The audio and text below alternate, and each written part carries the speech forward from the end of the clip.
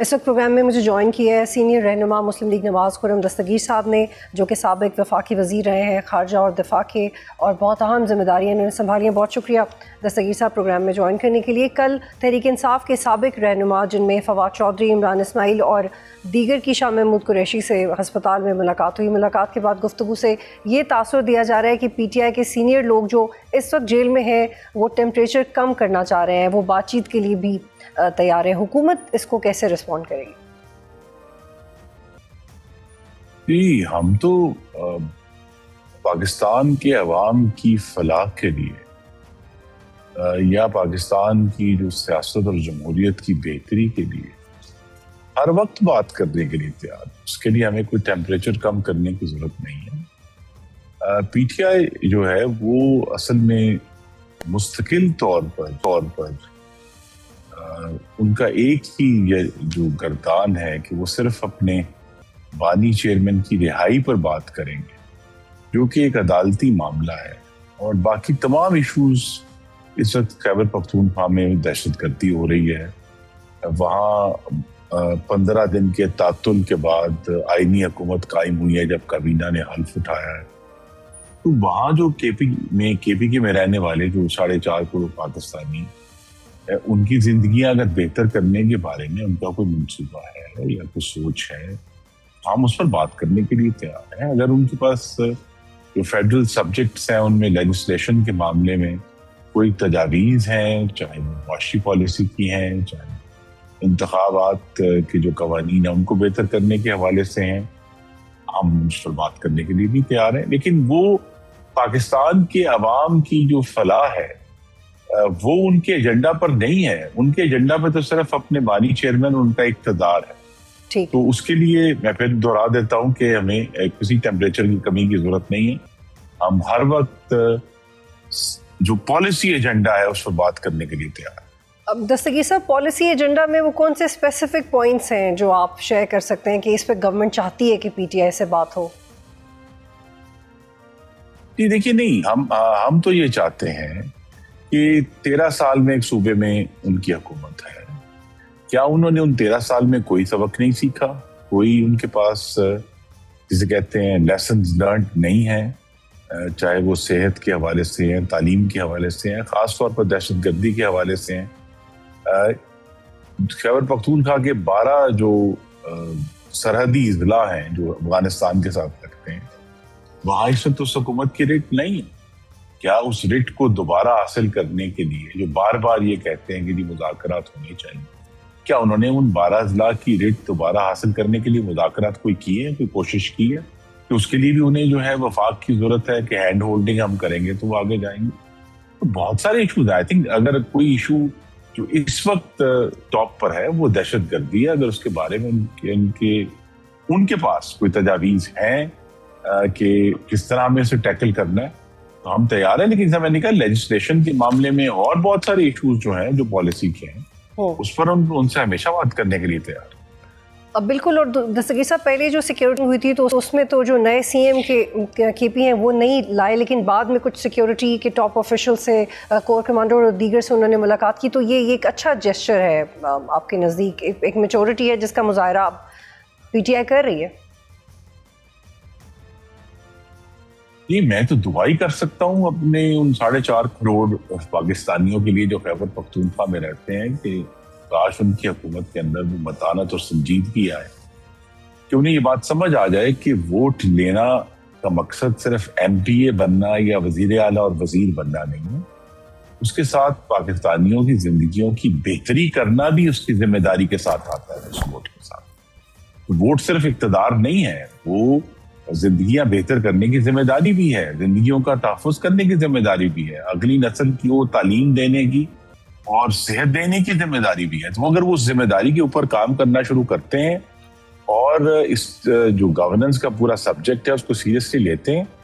تو وفاق ہمیشہ ان کی مدد کو آئے گا، بجائے یہ کہ وہ ان کی طرف سے یہ بات بند ہونی چاہیے نا جی کہ ہم آ رہے ہیں اور ہمارے پیچھے یوتھ آئیں گے اور وہ آپ لوگوں کے گھروں میں یعنی مخالفین کے گھروں میں گھس کر ان کو ماریں گے۔ ایسے بیانات بند کریں، اور جو اصل کام ہے، بلکہ میں کہوں گا اصل مقابلہ ہے کہ اگر 3 صوبوں میں 3 مختلف جماعتوں کی حکومت ہے تو حاکمیت کا مقابلہ کریں نا. کون بہتر گورن کر کے دکھاتا ہے, کون جو ہے وہ کم سرمایہ میں عوام کی زیادہ خدمت کر سکتا ہے, کون زیادہ ایفیشنٹلی بیوروکریسی کو چلا سکتا ہے. یہ مقابلہ ہونا چاہیے, بجائے کہ سارا وقت ایک دوسرے کے خلاف جو ہیں وہ لفظی بمباری جاری رہے. دستگیر صاحب, کیا آپ کو ایسا نہیں لگتا کہ جو نئے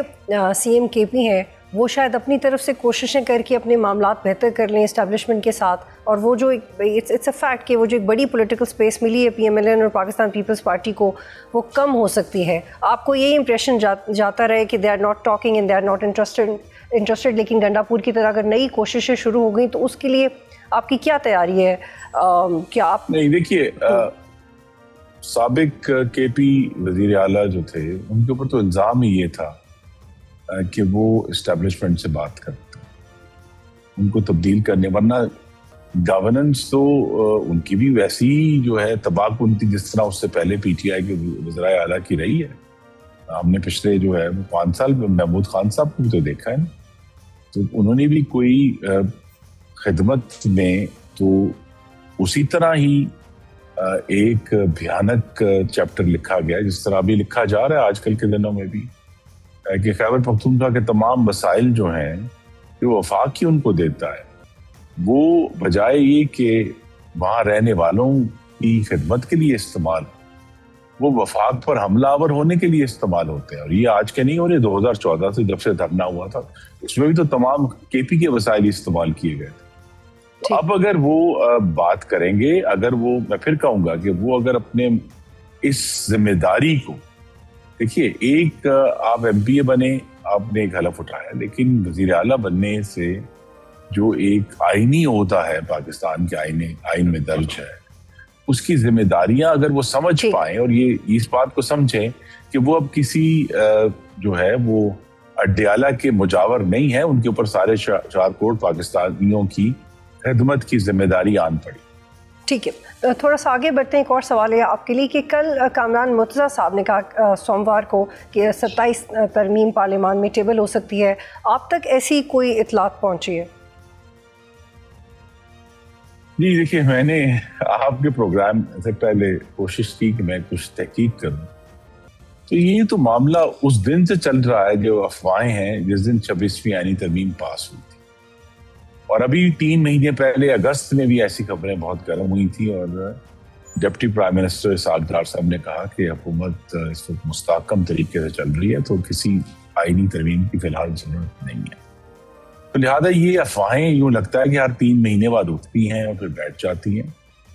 پاکستان کے آئین میں اس کا ایک طریقہ کار درج ہے, اور وہ یہ ہے کہ ہم تب اس پر ضرور آپ سے بات بھی کریں گے اور بحث بھی کریں گے جب پاکستان کی جو وفاقی کابینہ ہے اسے پاس کر کے پارلیمان کو بھجوا نہ دے. تب تک تو متن ہوا میں ہے, کسی نے دیکھا ہے, کوئی کہتا ہے میں نے یہ دیکھا ہے, کوئی میں نے وہ دیکھا ہے. تو یہ جو متن ہے یہ تو ہزاروں سرکولیشن میں ہو سکتے ہیں, لیکن اصل گفتگو تبھی ہوگی جب کابینہ کے سامنے متن جائے گا اور وہ اس کو اپروو کرے. دستگیر صاحب, یہی افواہیں تھی نا کہ پہلے الیکشنز کا پروسیس ہوگا, اس کے بعد ترمیم آ جائے گی, تو الیکشنز بھی ہو گئے, جو بار کے الیکشنز ہیں وہ ہو چکے ہیں, تو اب لگ رہا ہے کہ ترمیم بھی آ جائے گی. یہ تو ہمیشہ کوئی نہ کوئی ایکسکیوز آ جاتا ہے, لیکن آج کے دن جب ہم گفتگو کر رہے ہیں کوئی ایسی انڈیکیشن نہیں ہے کہ 27ویں آئینی ترمیم کا مسودہ کیا ہے, کیسے ہوگا, کب ہوگا. حکومت اس کو چوز کر سکتی ہے اگلے 2 دن میں بھی, وہ اگر چاہیں تو اب ہفتہ ختم ہوا ہے تو منڈے کے روز سے ان کے پاس آپشن ہے, لیکن جب تک باقاعدہ طور پہ کچھ نہ ہو تو ہمارے پاس تو صرف سوائے کیا سرائے کی اور کوئی چیز نہیں. ٹھیک ہے, لیکن کیا آپ کے پاس اگر یہ سجیشن آئے کہ آرٹیکل 8 میں تبدیلی کریں اور ملٹری کورٹس کو تحفظ دیں, تو آپ اس سے کمفرٹیبلی ایگری کریں گے؟ دیکھیے یہ سجیشنز اگر اس پہ جب تک متن نہ آ جائے سامنے, دیکھیے بہت سارے ایشوز جو ہم نے دیکھے تھے 26ویں ترمیم کے جو پہلے متن ہمارے سامنے آئے, جو ترمیم پاس ہوئی وہ اس سے بہت فرق ہے, اس کے اندر بہت زیادہ تبدیلیاں, اور کچھ لوگوں کے خیال میں پہلے سے نرم اس کو کیا گیا تھا جتنی پہلا ٹیکسٹ کا ہے. تو لہٰذا یہ سب ایشوز تبھی ڈسکس ہو سکتے ہیں جب جو ایکچوئل پروپوزل ہے ہمارے سامنے نہ آ جائے. اور اس پہ آپ کیسے رسپونڈ کریں گے کہ مولانا تو اس بات کا کریڈٹ لیتے رہے کہ 26ویں ترمیم میں وہ ایسے بہت سارے ناپسندیدہ سجیشنز ان کے کہنے پہ نکالے گئے، بلکہ گورنمنٹ تو ولنگ تھی کرنے کے لیے، اور پھر انہوں نے پی ٹی آئی کے ساتھ کنسلٹ کر کے وہ نکلوایا. تو وہ جو کریڈٹ اس وقت آپ لے رہے ہیں وہ تو مولانا پہلے لے چکے ہیں. نہیں میں تو دیکھیے جمہوریت ہے، میں سب کو کریڈٹ دینے کے لیے تیار. آپ دیکھیے کہ جمہوری عمل کا جو ایک فائدہ وہ یہی ہے مشاورت کا، کہ جو بھی انگریزی میں کہتے ہیں شارپ ایجز تھیں وہ راؤنڈ آف ہوئی، اس کے اندر جو بھی زیادہ سخت سجیشنز تھیں وہ پروسیس کے دوران جب ہمیں میجورٹی حاصل کرنی تھی اس سارے پروسیس کے دوران وہ جو ایجز تھیں وہ نرم ہوئی اور قانون پاس ہو گیا. یہ تو جمہوری عمل کی عین ایک بہت زبردست مثال ہے. ٹھیک، ایک اور نقطہ ہے اس پہ بھی کمنٹ کیجیے گا. دستگیر صاحب، کیا نئے صوبے بننے چاہیے ملک میں؟ آپ کی گورنمنٹ کے منسٹر علیم خان صاحب نے بھی ایک پوسٹ کی، انہوں نے بھی کہا کہ جی نئے صوبے بننے چاہیے، اور ویسے بھی جنرلی بھی یہ مختلف طبقوں سے بحث ہو رہی ہے. آپ کو لگتا ہے بننے چاہیے ابھی؟ جی دیکھیے، میرے پاس چونکہ ابھی حکومت کی طرف سے یا میری جماعت کی طرف سے کوئی حتمی رائے نہیں ہے. میں اپنی ذاتی رائے دے سکتا ہوں کہ صوبے بنانے کے لیے ہمیں کوئی منطقی معیار مقرر کرنا ہے. صرف یہ کہہ دینا کہ ایک صوبہ بہت بڑا ہے یہ کافی نہیں ہے. اصل مقصد تو پاکستان کے عوام کی خدمت ہے.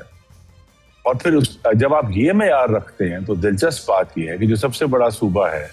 اس کی صوبائی حکومت سب سے زیادہ فنکشنل ہے، اگرچہ اس میں بھی اس کی کارکردگی میں بہت بحث ہوتی ہے، لیکن جتنا چھوٹا صوبہ ہے وہاں کارکردگی اتنی ہی خراب تر ہے. تو یہ کہنا کہ جی چھوٹے، اگر یہ اصول ہے کہ چھوٹے صوبے بنانے سے حاکمیت بہتر ہوگی، پاکستان کا تجربہ یہ نہیں.